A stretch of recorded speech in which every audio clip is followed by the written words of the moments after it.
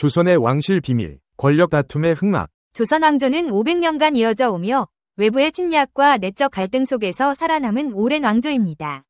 겉으로는 왕과 왕비를 중심으로 한 안정적인 왕조 체제가 유지되었지만 그 내부에는 끊임없는 권력 다툼과 음모가 존재했습니다. 조선 왕실 내부에서 벌어진 권력 다툼은 단순히 개인적 충돌이 아니라 조선 사회와 정치 전반에 깊은 영향을 끼쳤고 때로는 국가의 운명을 좌우하기도 했습니다.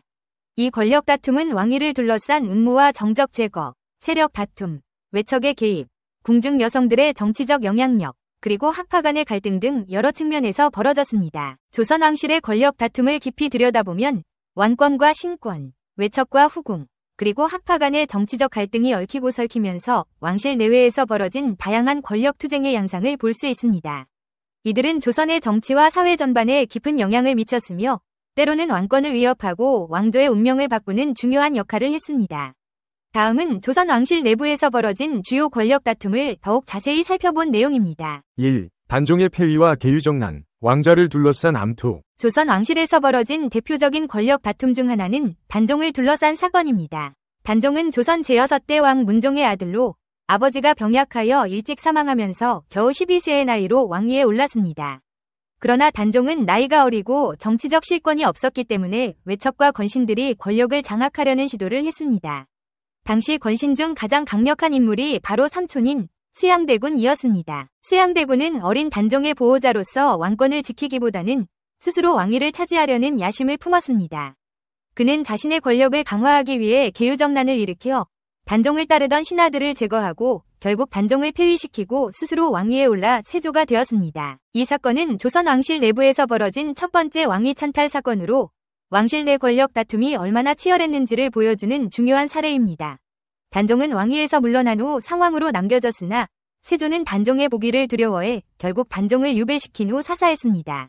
세조의 왕위 찬탈과 단종의 죽음은 조선 왕실 내부에서 왕자를 둘러싼 정치적 음모가 얼마나 잔인할 수 있는지를 여실히 보여주는 사건이었습니다. 2. 연산군의 폭정과 폐위, 권력의 남용과 비극적 몰락. 조선 역사상 가장 악명 높은 군주로 꼽히는 연산군의 폭정은 권력 다툼과 밀접하게 관련되어 있습니다. 연산군은 성종의 아들이었으나 그의 어머니 패비윤 씨가 정치적 음모로 인해 폐위된 후 독살당하는 비극을 겪었습니다.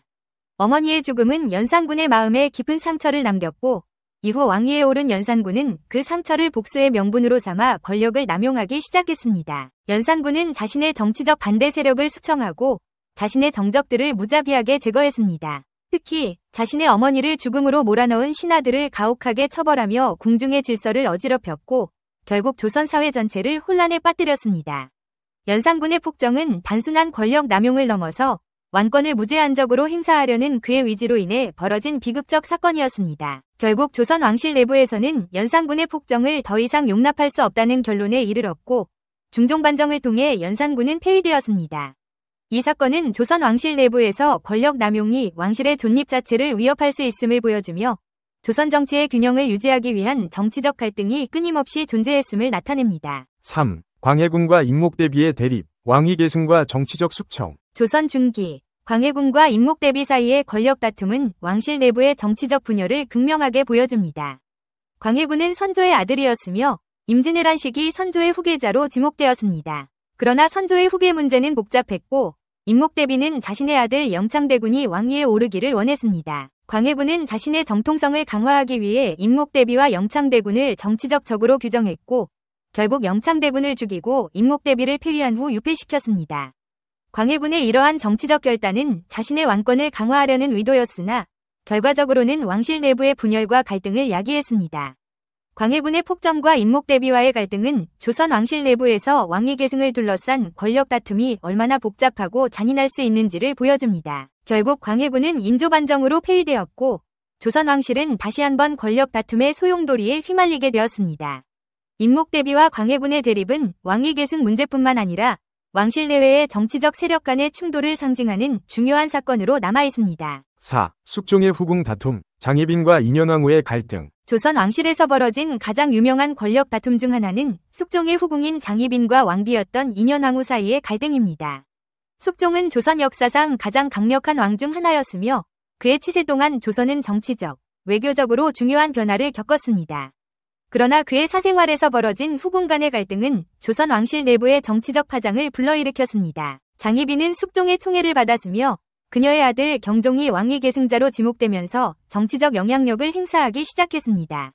반면 인현왕후는 숙종의 정실 부인이었으나 장희빈과의 권력 다툼 속에서 폐위되고 유폐되었습니다. 장희빈을 지지하는 남인 세력과 인현왕후를 지지하는 서인 세력 사이의 정치적 갈등은 극심해졌고 숙종은 여러 차례 왕비와 후궁을 교체하는 극단적인 결정을 내렸습니다. 결국 인현왕후는 복이 되었고 장희빈은 정치적 숙청의 대상이 되어 사사되었습니다. 이 사건은 조선 왕실 내부에서 벌어진 후궁 간의 권력 다툼이 단순한 사적인 갈등을 넘어 정치적 세력 싸움으로 번질 수 있음을 보여줍니다.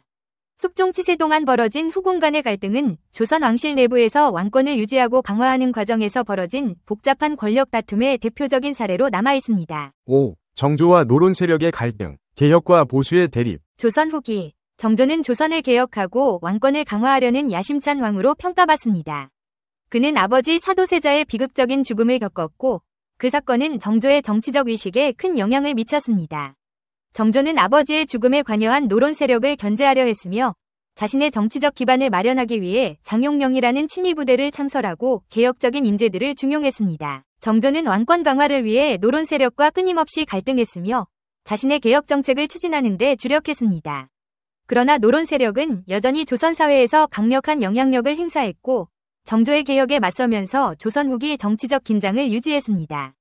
정조의 개혁은 조선 왕실 내부에서 왕권과 신권 간의 갈등을 상징하는 중요한 사건으로 그의 치세 동안 벌어진 정치적 갈등은 조선 사회 전반에 큰 영향을 미쳤습니다. 6. 흥선대원군과 명성황후의 권력 다툼, 외척과 왕실의 충돌. 조선 말기 흥선대원군과 명성황후 사이의 권력 다툼은 왕실 내부에서 벌어진 가장 복잡한 정치적 갈등 중 하나였습니다. 흥선대원군은 아들 고종이 어린 나이에 즉위하자 섭정을 맡아 강력한 개혁을 추진했으나 그의 정치적 스타일은 강압적이었고 왕실 내부에서도 반발을 일으켰습니다. 한편 명성황후는 자신의 가문인 민씨 세력을 중심으로 권력을 장악하려 했으며 흥선대원군과의 갈등은 극에 달했습니다. 흥선대원군은 쇄국 정책을 통해 외세의 침략을 막으려 했으나 명성황후는 외세와의 외교를 통해 조선을 현대화하려는 입장이었습니다. 이로 인해 두 사람의 정치적 노선은 충돌했고 결국 명성황후는 흥선대원군을 정치적으로 축출하는 데 성공했습니다. 그러나 명성황후는 일본과의 외교 갈등 속에서 암살당했고 조선 왕실 내부의 권력 다툼은 결국 조선의 몰락을 앞당기는 데 일조했습니다. 흥선대원군과 명성황후의 갈등은 조선 왕실이 겪은 마지막 권력 다툼 중 하나였으며 조선 왕조의 몰락으로 이어지는 중요한 사건이었습니다. 조선 왕실에서 벌어진 권력 다툼은 단순히 개인적인 갈등을 넘어서 왕조의 정치적 방향을 결정하는 중요한 요소였습니다. 왕실 내부에서 벌어진 권력 투쟁은 조선의 역사와 사회에 깊은 영향을 미쳤으며 그 과정에서 수많은 정치적 음모와 갈등이 벌어졌습니다. 조선 왕실의 권력 다툼은 왕권과 신권, 외척과 내관, 그리고 다양한 정치 세력 간의 충돌을 상징하는 중요한 사건들로 조선 역사를 이해하는 데 핵심적인 역할을 합니다. 권력을 탐하는 사람은 온갖 수단과 방법을 가리지 않는다. 권력투쟁의 희비극은 대부분 사람들의 욕망과 성격에서 비롯된다. 권력을 초계같이 여기는 고결한 선비들은 권력을 피하지 못해 안달인데 어찌 화를 입겠는가? 반대로 권력 쟁탈에 혈안이 된 사람은 목적을 이루기 위해서라면 못하는 일이 없으니 권력에 대한 그들의 집착은 성격을 바꿔 심지어 목숨까지 걸게 만들기도 한다. 그리고 이 때문에 그들이 쓰는 수많은 수단은 소름이 끼칠 정도로 악독하다. 남북조 시대 남제의 제3대 황제 소소업은 몇 번이나 소란을 죽이려고 했으나 다른 사람의 충고와 방해로 그렇게 하지 못했다. 494년 어렵게 목숨을 부진한 소란은 반란을 일으켜 소소업을 죽인 뒤에 그의 동생 소소문을 황제로 세웠다. 넉 달 후 그는 다시 소소문을 죽여버리고 스스로 황제가 되었다. 소란은 남제를 세운 황제 소도성의 형의 아들로서 당시의 종법제도에 따르면 황제의 지위를 이을 자격이 없었다. 게다가 두 번이나 황제를 죽였기 때문에 사람들의 불신과 반대는 더욱 커졌다. 소란은 자신의 권력을 공고히 하기 위해서 황실의 자손들을 모두 죽여버렸다. 살인 방법도 아주 특이해서 매번 사람을 죽이기 전날 밤이면 반드시 향을 피워놓고 대성통곡하면서 누구도 알아들을 수 없는 말을 짓걸렸는데 다음 날이면 도살은 어김없이 실행되었다. 더 놀라운 것은 먼저 친왕 10명을 죽여놓고는 다시 다른 사람에게 10명이 친왕이 역모를 꾀했다고 고발하면서 극형에 처할 것을 요구하도록 시켰다는 사실이다. 그리고 자신은 전혀 모른 척하면서 그들을 죽이는 것을 허락하지 않았을 뿐 아니라 고발한 사람을 엄하게 꾸짖으면서 친왕들의 편을 들었다. 그 다음에야 법을 담당하는 대신에게 역모를 조사하고 법에 따라 엄격히 집행하도록 했으니 그는 이렇게 연극을 벌이면서 얼마 동안 밀고 당기다가 어쩔 수 없이 신하들의 충언을 받아들이는 척하며 친왕들을 죽이라고 명했다. 소란이 죽은 후 그의 아들 소복권이 16의 나이로 황제의 지위를 이었다. 그는 아버지가 늘 말하던 일, 즉 소소업이 우유부단해서 소란을 죽이지 못했던 일의 교훈과 사람을 죽일 때는 다른 사람보다 먼저 행동해야 한다는 경험담을 마음속에 단단히 새겼다. 그래서 어린 나이에도 사람 죽이는 것을 장난처럼 여겼으며 매번 황궁을 나갈 때마다 사람을 죽이곤 했는데 임신부에게도 거리낌이 없었다. 게다가 조정의 대신들이라도 일단 의심이 가면 당장 손을 썼는데 사전에 어떤 낌새도 보이지 않았다. 소복권이 집권하던 2년 사이에 병사들은 4번이나 반란을 일으켰고 그 마지막 반란에서는 성내의 수비군조차 반란군에 합세하여 결국 소복권의 머리는 잘리고 말았다.